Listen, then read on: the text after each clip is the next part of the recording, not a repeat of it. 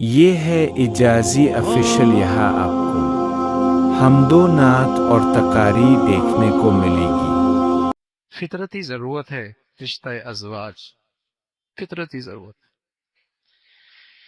اور اللہ کے نبی صلی اللہ علیہ وسلم نے اس میں اپنی ارشادات سے اس رشتے کی اور حسن اور خوبصورتی اور اس کی مبارک ہونے کا اظہار یوں فرمایا کہ نکاح تو میرا طریقہ ہے، میری سنت ہے۔ ایک شخص آئے، کہنے لگا یا رسول اللہ، میں ازواجی رشتے سے دور رہنا چاہتا ہوں، رات عبادت میں گزارنا چاہتا ہوں، دن روزوں سے گزارنا چاہتا ہوں۔ آپ نے فرمایا نا میں نے شادی کی ہے اور یہ نکاح میری سنت ہے، اور جو نہیں کرتا اس کا میری امت سے تعلق نہیں۔ وَمَنْ رَغِبَ عَنْ سُنَّتِي فَلَيْسَ مِنِّي،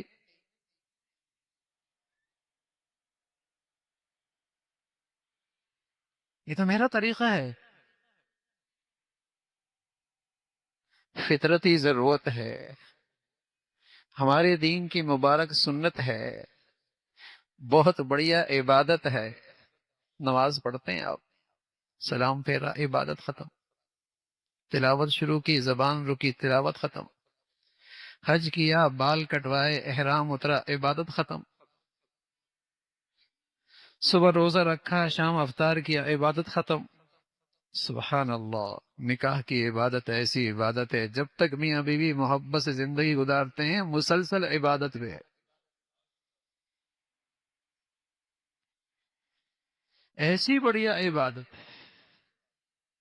یہ اسے محبت کی نظر سے دیکھے، وہ اسے محبت کے نظر سے دیکھے، دونوں کو اللہ اپنی رحمت کی نظر سے دیکھتے ہیں۔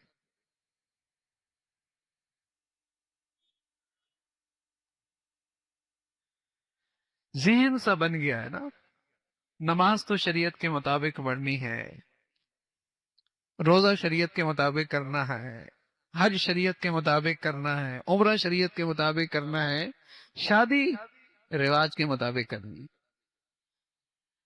یہاں سوسائٹی کو دیکھنا ہے، یہاں معاشرے کو دیکھنا ہے، یہاں اسٹیٹس کو دیکھنا ہے، یہاں رواج میں کیا چل رہا ہے اسے کرنا ہے۔ حالانکہ یہ فطرتی چیز تھی، دین تھا، عبادت تھی، اتنا مہنگا ہو گیا کہ حرام سستے ہو گئے، حلال مہنگا ہو گیا۔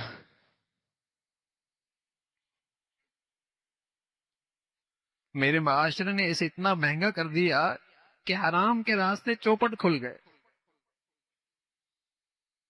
حلال کرنا مشکل ہو گیا۔ ایک ماں کے لیے اپنی بیٹی کو عزت کے ساتھ رخصتنا مشکل ہو گیا، ایک باپ کے لیے اپنی بیٹی کو عزت کے ساتھ رخصت کرنا مشکل ہو گیا۔ وہ بیٹھی بیٹھی اس کے سر کے بال سفید ہو گئے، نوجوان کے کمر میں گھٹنوں میں درد ہو گئے۔ کیوں بھائی؟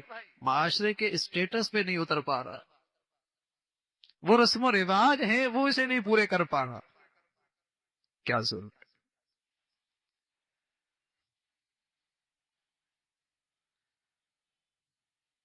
پیارے رسول صلی اللہ علیہ وسلم فرمایا کرتے تھے، اس ازواجی رشتے میں برکت وہاں ہوگی جہاں لڑکے اور لڑکی والوں پر بوجھ کم۔